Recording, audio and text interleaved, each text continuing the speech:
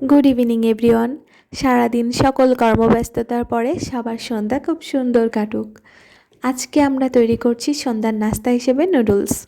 Noodles এমন একটা খাবার আমি মনে করি যেটা যখন তখনই খাওয়া যায়।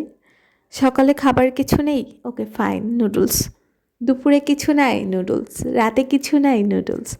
আমি যখন ম্যাচে থাকতাম, ইউনিভার্সিটিতে থাকাকালীন, তখন খাবার নিয়ে চিন্তা করা লাগতো না। যদি বাসায় নুডলস থাকতো, রান্না হয়নি ঠিক আছে নুডলস, আজকে অনেক ক্লাস আছে আমার, রান্না করার সময় পাবো না, ওকে নুডলস খেয়ে চলে যাব, এসে আবার নুডলস খাবো।